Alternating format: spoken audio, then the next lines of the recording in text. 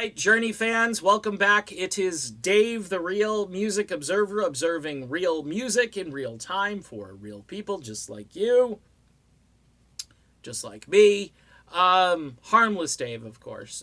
Journey fans, and more importantly, Journey Through Time fans. Folks, this is the best lineup of musicians that Neil Schon has put together since the days of Steve Perry. Let's just be honest about this.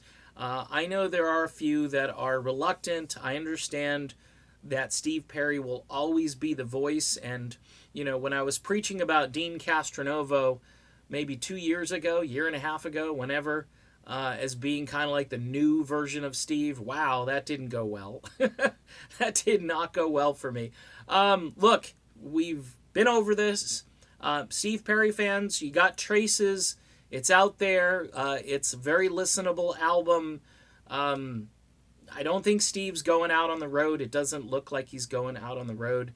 I think a few Journey fans during that whole process were a bit alienated because the music that Perry released is so different than the stuff that he did while he was in Journey. Steve's doing what he wants to do, and Neil Schon is doing what he wants to do. And he's recruited really a band for the ages. Dean Castronovo has emerged as a guy who can take on this role and who sings and who does the inflections, who does the phrasing. I mean, it's just brilliant to listen to and watch. As Dean said at one point to me that he's got this muscle memory thing, and he remembers where all these songs are and where all the notes go, and he's listened to Journey albums from the past, live albums, so he can really articulate the Perry sound from that era, and I think it's just genius. And if you're looking for a concert event for this year, and I can't stress this enough, because these tickets are going to fly. They're just going to, these shows are going to all sell out. They're medium-sized venues. Some people say, how come they're not doing a stadium tour? Don't know if there's enough interest, because they don't have the name Journey. They're called Journey Through Time.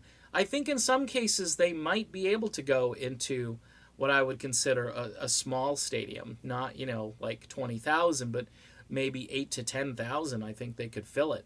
But what's amazing is they're keeping it real. So if you're in the intimate venue, if you happen to be at the Independent for that show, this was royalty. This was rock royalty performing in a small setting. Hey, even the Rolling Stones at the peak of their existence or success, every so often popped into a small like a small club, just to air it out and just to kind of not be in front of thousands of people where it's just like a sea of faces and it's a different atmosphere. This, I think, is the perfect atmosphere for this band that has a classic rock feel, an old school feel, but also a thicker, richer sound than you might remember those tunes when you first heard them back in the 70s or 80s. The versatility is off the charts because they can do anything. Remember, there is footage and there will be audio of this group, this lineup, doing things like Don't Stop Believin' and Still They Ride, and they can do it all. It's great. And the set list, each time you go to a show, it's kind of like a Grateful Dead thing, the set list will be different, and Neil's going to mix it up. So I'm excited, obviously. These 2 new videos that came out really solidify, in my mind, that this is the best lineup this group has had since the days of Steve Perry. No knock on Steve. Steve's not interested in doing this stuff anymore. So, Neil's got Dean and Greg, and this is going to be something special for the ages. All right, done. See you soon. Bye.